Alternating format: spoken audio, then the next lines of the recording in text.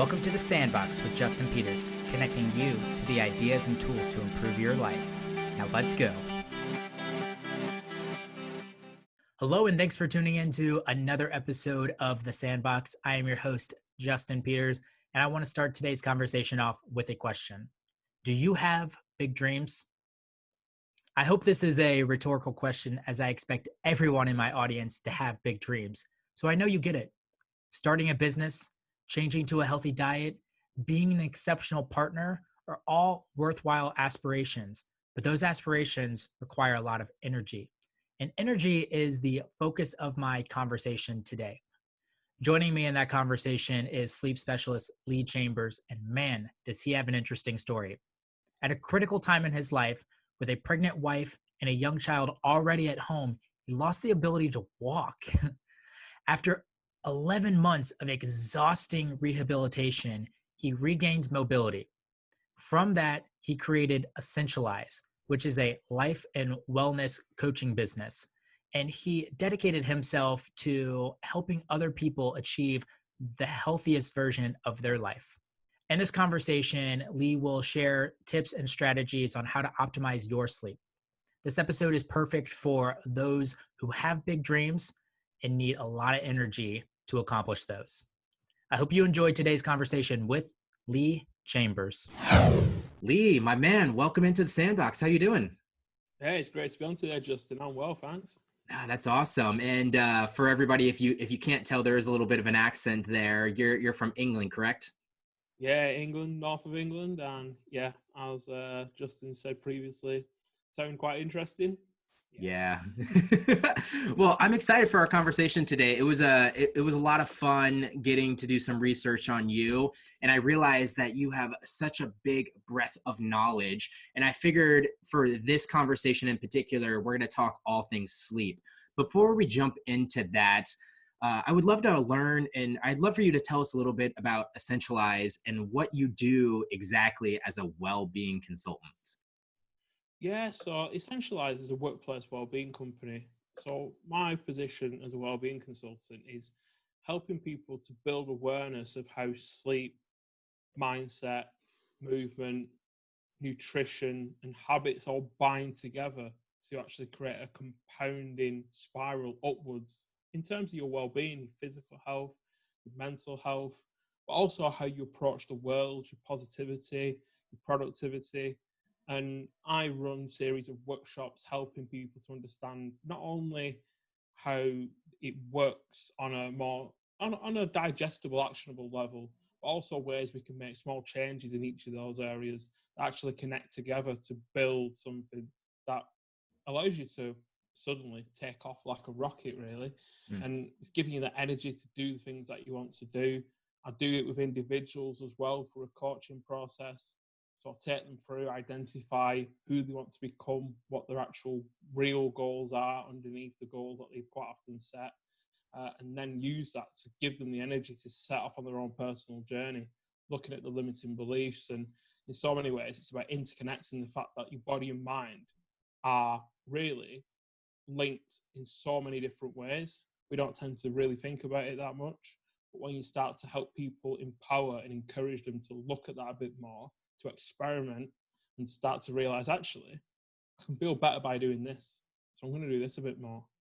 And then look at something else and realize that. And suddenly, all of a sudden, you start waking up in the morning with a lot of energy, vitality for life, and going out and actually, living it, attacking it, enjoying themselves.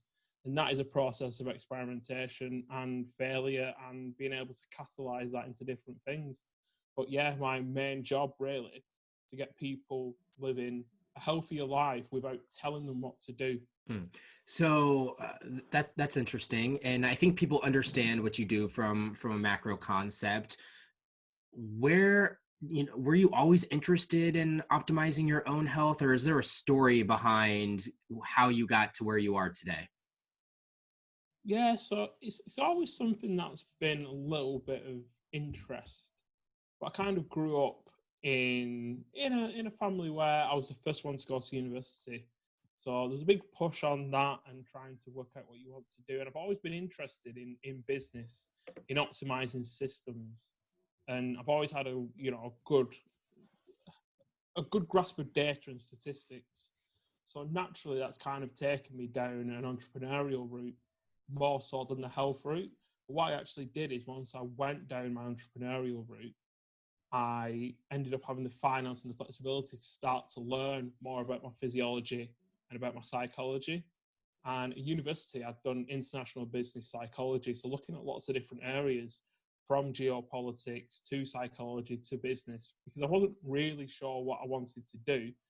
But what I knew I was interested in how things worked, whether it be business, your mind, politics, history, geography, and looking at all those things, and that kind of burning desire to understand why does it work and how is it connected is like the kind of like thread that runs through everything that I've done in my life.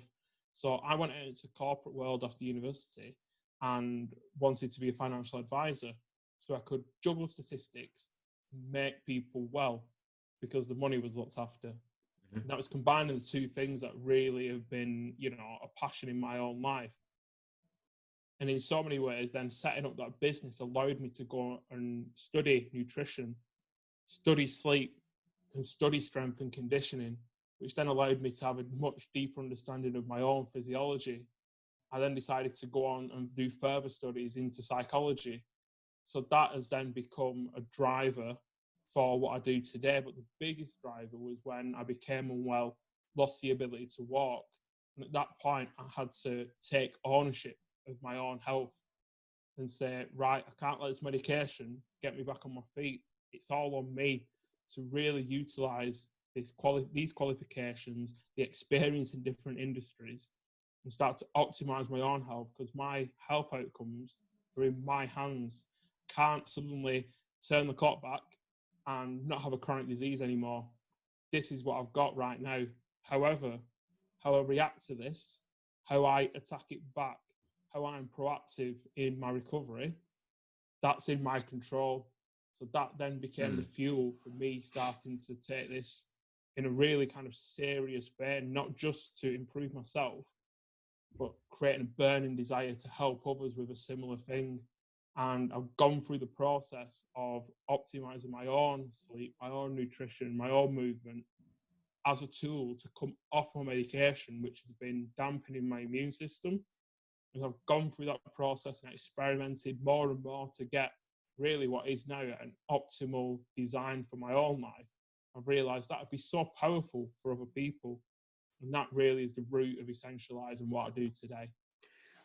Okay, so you totally grazed by that in the most casual way possible. So you lost the ability to walk? Is that what you said? Yep, that's correct. And it came all of a sudden. I just turned 29. I was there like, what should I do before I'm 30? Previous year had been a big year for me. I got married, my son was born, we'd gone on honeymoon, we bought our first house, and from a societal point of view, life was good, life was rosy. And then all of a sudden, my wrist locked in place one Friday, and I was like, whoa, okay, maybe I've just used the computer too much this week. But then over the coming 5 days, my knee locked in place, then my shoulder, then my other knee. And I ended up in hospital, not able to move, not able to wash myself or even properly feed myself. And it was a challenging time. My wife was 6 months pregnant with my daughter, and I was stuck there, gone from fully independent, fully mobile to like, we can't even wipe your own bottom properly. And it's like, man, like what's happened to me? And I kind of went through that process. At first, I was in shock. I was like, man, what has happened to me? Like, I'm a man. I'm physical. I go and do stuff. I do stuff myself, and I can't do anything. I've got everyone coming caring for me, and I was like, oh man. Then it kind of went to frustration and despair. Like, I'm 29. Like, this ain't fair. I looked after myself. I was in good health before this happened. Like, why me? And then it moved through that again to like grief. I was like, I'm going to walk again. I'm not going to be able to run. I'm going to be able to play sport with my mates. Like, what's going to happen? I don't even know. But in that second week, you get a lot of time to reflect when you're stuck in a hospital bed and you can't move. And just realizing that actually, in all those years, I've been grateful for walking once. 29 years, and I never once thought, oh, it's great that I can walk. And that suddenly just like melted into my mind, like, whoa, what else are you not grateful for? What about all these people coming helping you live? Yeah, not grateful enough. How about the fact, you grew up in the UK, you've always had food and shelter, you had lots of opportunities, free education, free healthcare, so much life that's been given to me, and I'm not being grateful for it. And that's what really flipped the switch between like lying there suffering in pain and worrying about the future to like, this is mine.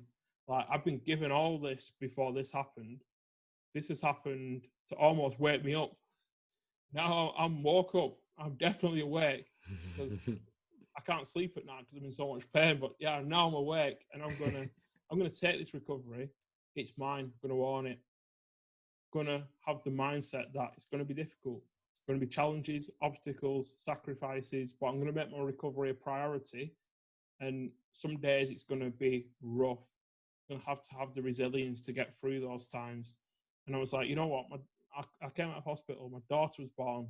And I looked at her and thought, you know what? She's just a baby. She can't do anything for herself. Feels a bit like me in that hospital bed. Couldn't do anything for myself. She can't walk either. But in like a year's time, she'll be walking. And she's not got all those society's expectations. She's like pure. She's just how she is right now. So I'm going to step in that shower and wash everything off from society off me. And start again like she's doing. And I'll learn to walk. I'm not going to be disappointed. I'm not going to give up if one day I take less steps, if I can stretch my knee less than the day before. Just going to realize I'm gradually moving forward, even on the days that I'm moving back. And I'm going to fall over a lot of times like she will. But I was like, by the time she's walking, God damn it, I'm going to be walking as well. Damn. And that's why give me the power to drive through those hard times. Give me the willpower to keep going. Like, recovery wasn't great. I was struggling. I had some problems with my spine, and I had to go back into physio again to get them sorted out. But after 11 months, I walked a mile unaided, stood there by a lamppost, holding on to it like, yes, can't be stopped. Can't be stopped. This is it now. If I can do this, what else can I do? And a few weeks later, my daughter started walking, and I was just like, that's a sign. Like, you can do it. You just got to have that reason to do it. That reason helps you. And I kind of said to myself, like, I'd decided that it didn't matter how I felt. So if I'd have done what I felt like, I wouldn't have got up most mornings. I'd just laid there, feel sorry for myself. But actually, I flipped that and said, who am I going to be? I'm going to be someone who's walking. So my action was, go and do your exercises, go and do your rehab, go and do everything you can. And then I felt good, instead of doing what so many people do, which is, how do I feel? Not great. My actions, don't do it because I can't be bothered, because I don't feel good. What's my identity? Well, I've said I'm going to be this, but I've not done what I needed to do, so actually I feel sad now. And I decided to flip it and put my identity first. I decided to be what I needed to do to have my mobility back, instead of wanting to have it before being it. And that's such a big thing to kind of take forth in your mind. If you want something, you have to become it first.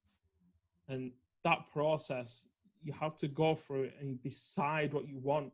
Like, the root of the word decide is insia, to cut off all other options. I decided I was walking again. There wasn't any, I'm going to sit here in a wheelchair option. That was gone. Yes. You've got to make those decisions in life. You've got to go all in. When you decide to go all in, you don't have that nagging doubt in your head. Oh, what if I just don't do it today? That's gone. It's not there. It's much easier to be 100% in than 98% in. Yeah, thanks for sharing that story. That is badass to hear that. It could make a really interesting thread throughout this conversation if we talk about the moment where you woke up. Whenever, the rest of this podcast, we're probably got to be talking about falling asleep here. But it's crazy that you just decided one day, and I'm assuming those 2 weeks laying in the hospital bed actually probably felt like 2 years, and you had so much time to really decide who you wanted to become. And I just love the parallel that you mentioned with your daughter. It had to feel good as a competitive person to beat your daughter a week early to start walking, didn't it? Oh yeah, there's definite elements there of you you like to win because you know with your children they're gonna win most of the time against you, and it's always that thing, like, you know, you teach them to beat you. So it's beautiful, and now I still kind of run around the garden with her and we have a laugh, and I just know that I could have given up, I could Mm. have prolonged my suffering and struggled and then not be the person that I am today. And I think my kids almost are more resilient themselves because they've kind of seen it and start to hear bits about my journey. I think a big thing for me was I'd had challenges before. So I'd had some mental health challenges when I was at university. I struggled with the transition from being a kid to becoming an adult. I'd gone off to university, got my freedom, joined loads of clubs, societies. I was having a great time, but then 6 months in, just started to struggle. So I started to think, who am I as a man? Struggling to have that self-awareness, that emotional intelligence to dig that bit deeper and find out who I authentically was. I wasn't taking action to carve that. I was trying to think it. When you try and think it, you realize you can't think your way to finding out who you are. You've got to go and learn by failing, by trying new things, by experimenting, by having fun. But I actually took, instead of approaching that, I started to avoid it, pull myself back and started isolating myself. I had to work my way through that, but I was taken home by my parents. I had to go back to university and fight through that. So that's the first time I really took ownership of my own self-awareness. And then I came out of university, got a job in corporate finance, and, you know, I worked hard because it's, you know, that if you don't work hard in that period, they're just going to fire you. You're just going to be straight back out into the workforce queue again. But this was during the economic crash in 2008. So after 6 months, my professional training was taken away. A week later, my job was taken away. And I was like, whoa, this doesn't seem fair. And yet I had to sit down, my 21-year-old self, and say, you know what? This is a sign. Go and do it yourself. Do your own qualifications. You can't take that away from you. Go and build your own business. You'll be in control. You'll be able to make that difference. You don't sit there and hope that the company you work for is going to invest in you. He's going to always be able to do what they want to do, because economics times, it's like seasons. Good times, summers, bad times, winters. Going to be times when it's cold. And there's times when it's cold, they kick you out into the snow and leave you there. And it's like, well, if you have your own business, at least you've got that control. And at least if you end up in the snow outside, you'll know you tried everything to scrape it off your drive. Yeah, that's cool. And you know, it just kind of illustrates that age-old advice that when one door closes, another one opens. And sometimes the door closes and you got to turn around and force yourself into another door. And that's super cool to hear some of your story about how you opened up a door for yourself and created, you know, your entrepreneur life. It's funny. It seems like, you know, when you decided that you wanted to rehabilitate yourself and you wanted to walk again, and it took you 11 months, and you started experimenting and playing with everything, nutrition and your own physical barriers and mental health and things like that, you became your own first client. So that was really the moment when Essentialise was formed? Yeah, in so many ways, I kind of looked at it and I was like, in my head, I was like, right, so much going on in the world, but actually most of it is trivial. Like, I don't need most of this stuff. Like, I had lots of possessions because, you know, I was quite a successful entrepreneur. I built up this. I was driving around in a Range Rover in my 20s, and you know, I had a lot of material stuff. When I realized, when I couldn't walk, I was like, what's the point in having a big fancy car? I can't even drive it. I can't even walk. So it kind of like, it switched my mindset a bit. And I was like, actually, all these things don't matter. What society wants, it's all trivial. There's only a few things that matter. And your physical and your mental health, your biggest assets, they're the essential things. It doesn't matter about everything else. Really, get your health sorted. You've got the fundamentals in place to actually build the life that you want. So let's jump into some of the things that you've learned through your own experimentation and your experience coaching individual and corporate clients. And also you're very well studied as well. I can tell that you spend a lot of time doing some research and picking up papers and understanding what's happening at some of the universities and some of the clinics around the world and what they're studying. So I'm really excited to talk about some of the specifics to give some people some ideas on where they can start working towards sleep optimization. So first, maybe we start with the culture around sleep. And I'm not entirely sure what has happened in the last 40, 50 years or so, but how did we get to a world where, I don't know, maybe it's prideful not to sleep, or sleep deprivation is now cool and people brag about, I can function here with only 5 hours. What are your initial thoughts on what happened? Oh yeah, I mean it's so interesting because obviously we've slept since the beginning of time, and all in the past 200 years of things began to change. So back before the light bulb was invented, we would sleep for 10 hours a night, and then suddenly we have this light form. I mean, before that we had fire, which fire is a very mellow light length and not a lot of lux that goes into your eyes. Mhm. And in so many ways, before the light bulb, if you were milling about in the middle of the night, you were prey, you're in danger. And suddenly we've gone from being able to light up the whole world just in the space of 200 years. By the time the TV was invented, only 70 years ago, suddenly it gone from 10 hours to 8 hours. Now it's 6.7 hours for an Wow. average Western adult. And that's shocking because we've not changed physiologically in that time. But come the time of entertainment, and all of a sudden we get to 50 years ago, and this idea around productivity, we've only started looking at sleep as a science in the 1940s with the Stanford sleep papers. So it's a baby in terms of science. We've been looking at surgery for thousands of years, for biology for thousands of years. Sleep, we've been looking at it for 80 years. That's it. We're barely only beginning to grasp the basic concepts. But all of a sudden, society had a shift, and this kind of really productive period during the 70s and 80s as we came into this, free market economy, this corporate culture of, big, tall male manager, leader, bold, shouted a lot, slept for 4 hours a night because he was a machine. And all of a sudden that came across culture. Why don't you just lose a few hours of sleep? Think about how much more you can do. You can go and entertain yourself. You can go and work some more. You can go and do all these amazing flashy light censoring things, and you can go out at night and go party and go club. And funnily enough, like people have only been clubbing late into the night for not that long, and yet you don't really think about it, especially when you've been brought up into that culture.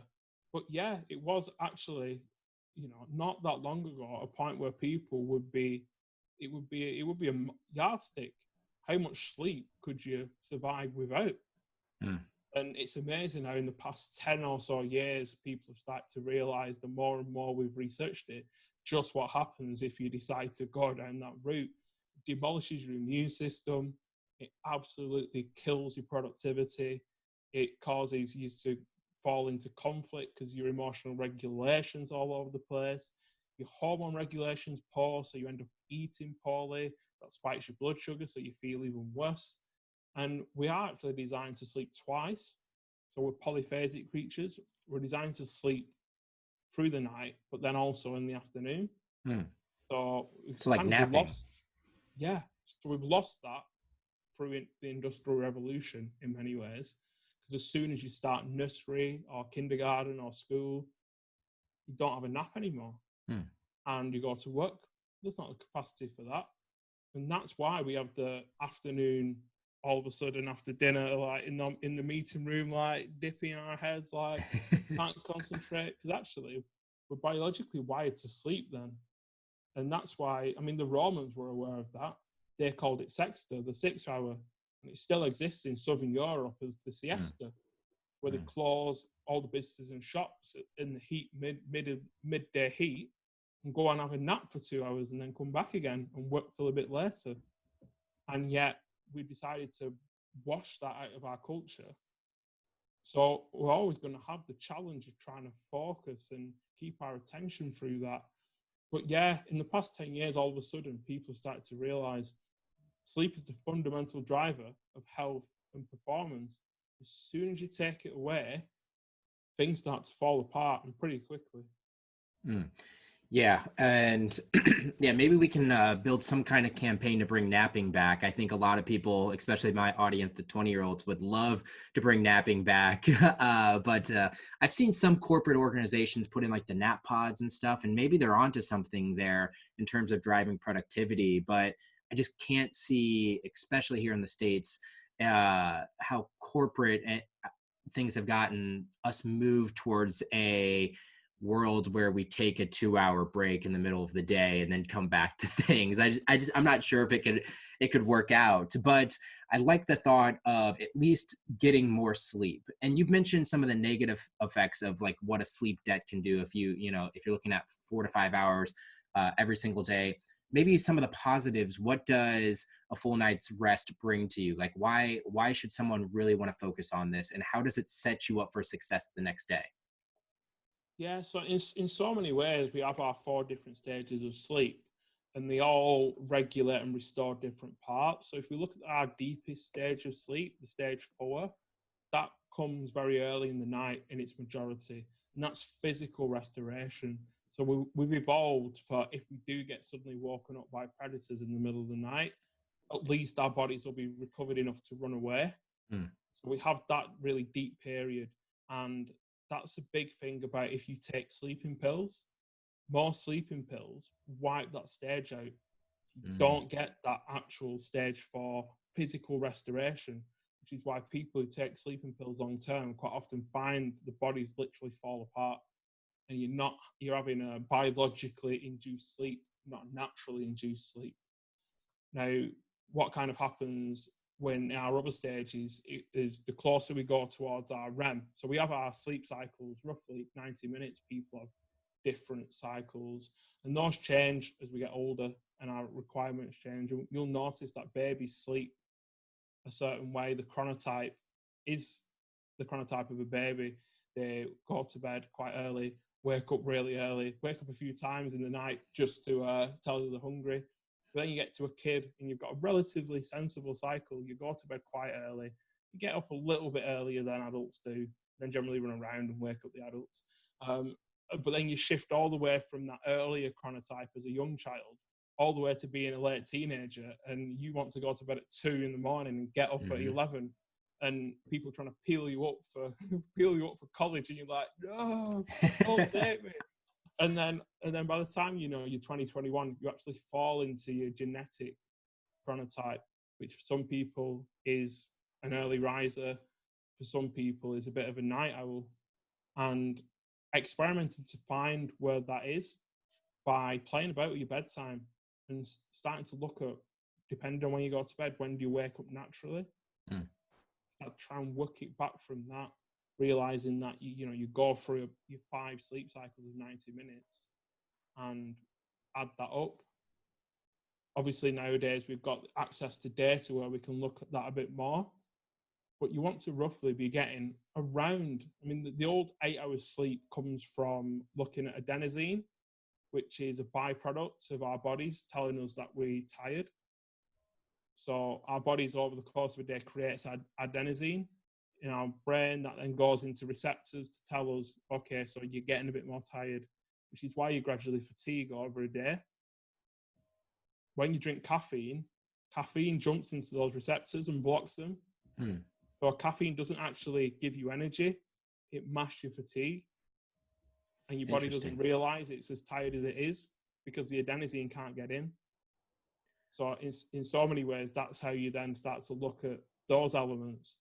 But yeah, those 8 hours sleep, it does so much. It cleans your brain, literally flushes out all the toxins during that period of sleep.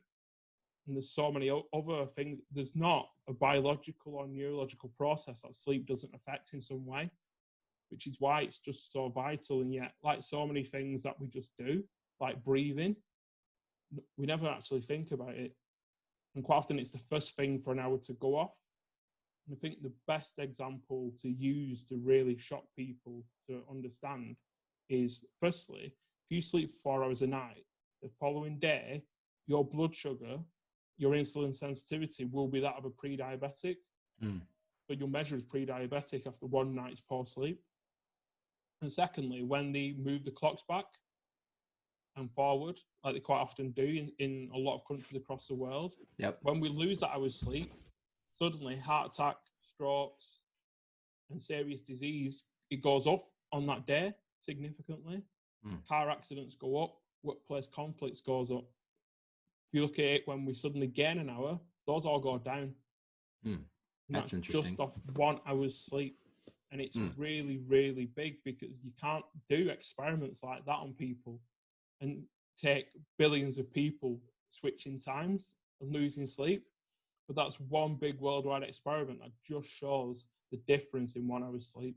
Yeah, that's super interesting. Now you got me curious. I'm going to go and look at some of that research on that. You mentioned caffeine, and for my target audience, the 20-something, caffeine and alcohol, I'm assuming are probably going to be in conflict and battle a lot of sleep optimization. So let's tackle each one. So what could be some broad rules that people could consider putting around caffeine? So a big one I used is to have a curfew. So caffeine has a half-life, like all chemical substances, and its half-life, it's about 6 hours. So if you drink a cup of coffee and it's got 200 milligrams caffeine in, after 6 hours, you'll still have 100 milligrams in your body.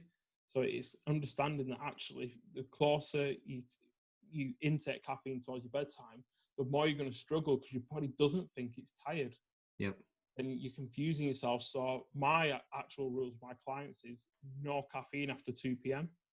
Okay. And that gives your body a chance to break it all down and metabolize it all the way, so that when you go to bed, all your adenosine in your brain can go right, bang, straight into the receptors, and suddenly you'll feel that fatigue, you'll feel that tired. And that signals a lot of other body processes to say, you know what, time to get restful. It's time to reduce our body temperature, get down. It works in conjunction with melatonin as well, which is why people tell you to avoid the blue light. Yep. And to actually make sure that you get a good amount of light during the day, and then start to try and wind down at night. So your melatonin production, because that also, they all connect together to tell you it's time to go to sleep. And we can easily jack ourselves up to the point where our body doesn't think it's ready. And it doesn't matter how much you want it to, it's not going to go, because the chemicals are saying, well, it's still 3 o'clock in our head. Mm-hmm. So yeah, caffeine. Okay, so caffeine curfew at 2 p.m. I really like that general rule. It's something I try to follow as well. Sometimes by noon, I like to be off of caffeine, but sometimes too, depending on when I take my first cup.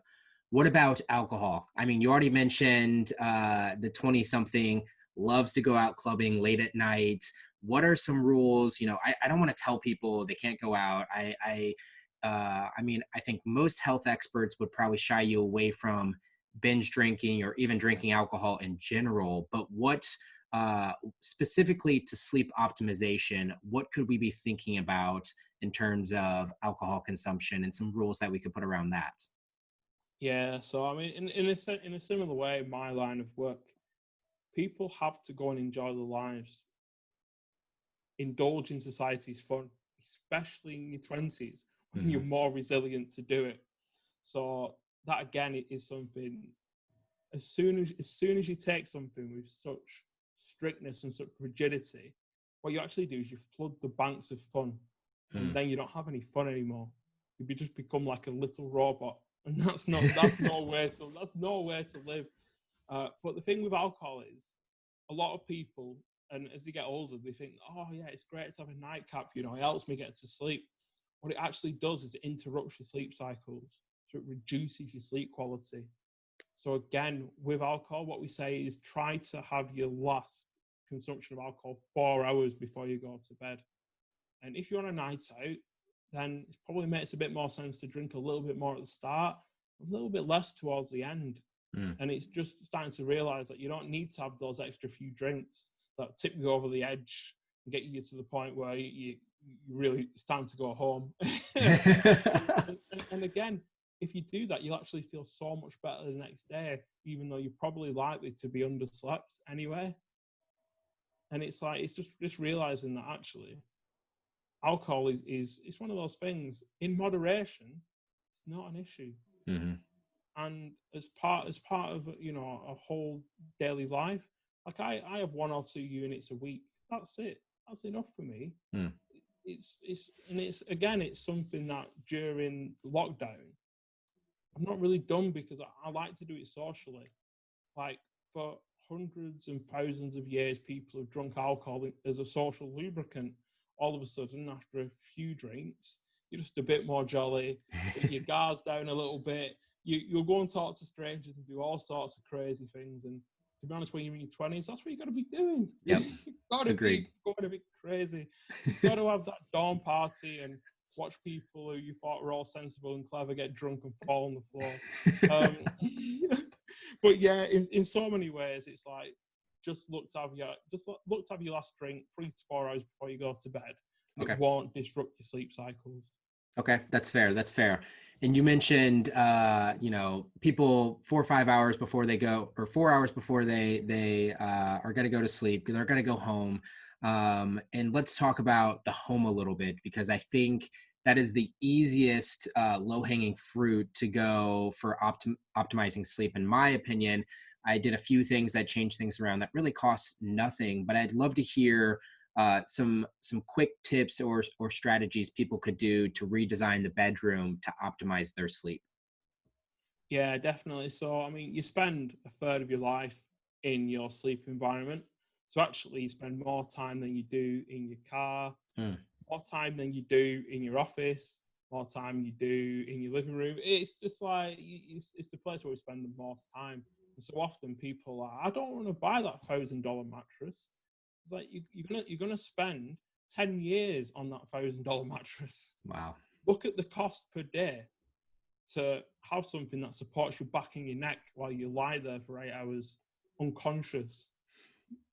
So, actually look and think, I'm going to invest in a decent bed, find a mattress that supports my, posture and my body shape, a pillow that actually supports my head and my neck, and start to look. You want your bedroom environment to be so dark that you can't see your hands in front of your face, because our skin's got light sensors in. So what actually happens is, even though you think, it's fine, your skin's picking up the light and stopping your melatonin production. So really, we've got to try and get it dark. Blackout curtains, perfect for that. Look at devices in your room, like shiny alarm clocks and all sorts of things charging here and there. Just get them out of there. Your bedroom should be for sleep and sex and storing some clothes, and that's about it. That's what you should design it around. So you should be looking at your bedding and making sure that temperature-wise it works for you. So the process of falling asleep means our core body temperature drops by a few degrees. That's what knocks us into a night's sleep. If you're dressed in pajamas like an Arctic hunter, you're gonna sweat. Your body's gonna start to sweat to try and regulate its temperature. That's not comfortable. You walk up in the middle of the night, sopping wet because you're sweating. Means you've got too many layers on, or your bedding's too thick for the conditions, or your thermostat's turned up too high. In the same way, if you wake up in the middle of the night absolutely freezing, it's because your temperature's too low and your body's desperately trying to fight to keep it back up. So what you've got to do is play about with your thermostat. You've got that on your wall. It's an experiment. Half a degree up, half a degree down. How did I sleep? Warm. And again, the outside temperature means that you might, over the course of a year, have to just change that ever so slightly. Look at your pajamas. What's comfortable? Some people feel really comfortable sleeping naked. Some people need the pajamas. It's really individual, which is why you need to start digging down and experimenting. What works for you? I mean, again, sometimes people need socks, because that's the one place where our body's like, whoa, temperature's going funny here. And it's the one place where, for some people, it really helps with your temperature regulation. Because if your regulation when it's fighting, it can knock you out of sleep at the top of your REM cycle. And that's why you wake up and you're remembering your dreams, because again, you're right at the top of that cycle and something's knocked you out, that disturbance. And for some people, they want it to be absolutely silent.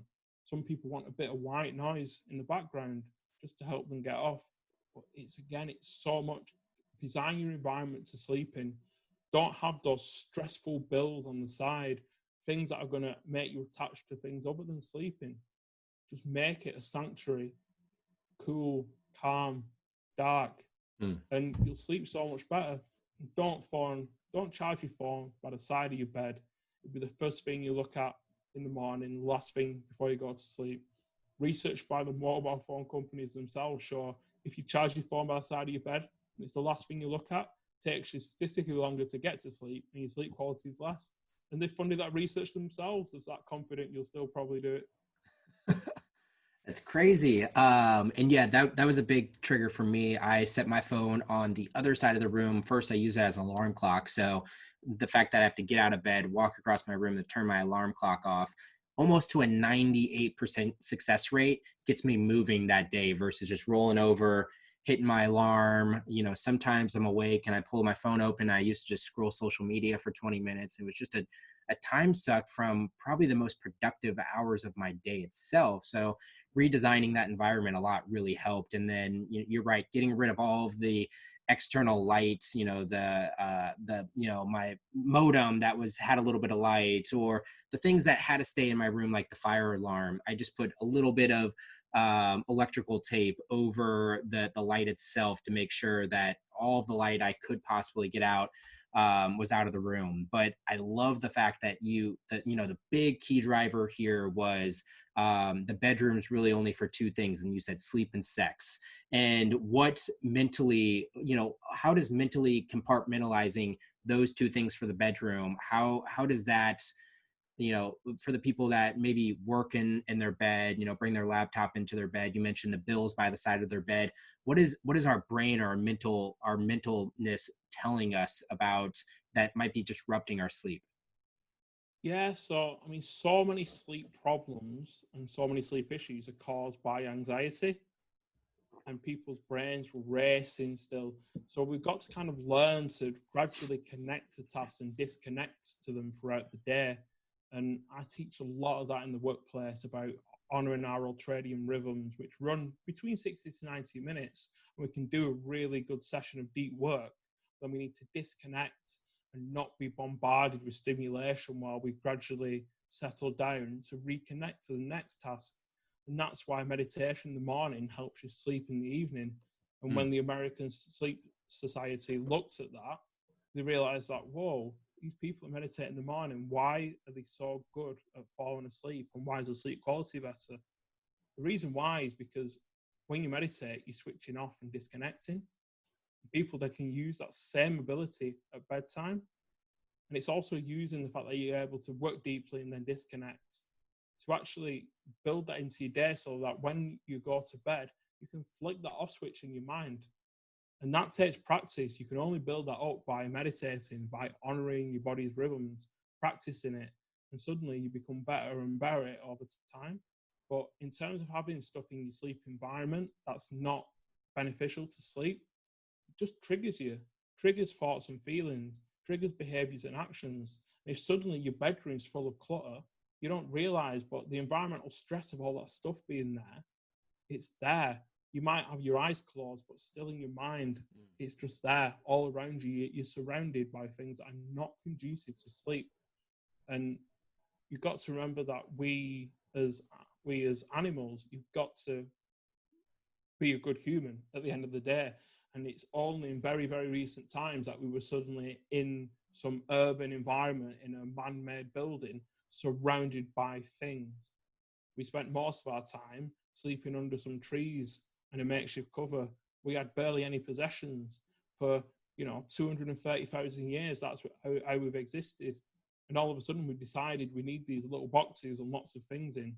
And it's like, whoa, at the end of the day, if you want to be healthy and happy, just be a good human and just actually look to honor the evolutionary species we are, because we haven't changed. We're exactly the same human being that we were 100,000 years ago. Like, evolution doesn't move that fast. And we move incredibly fast with our technological evolution.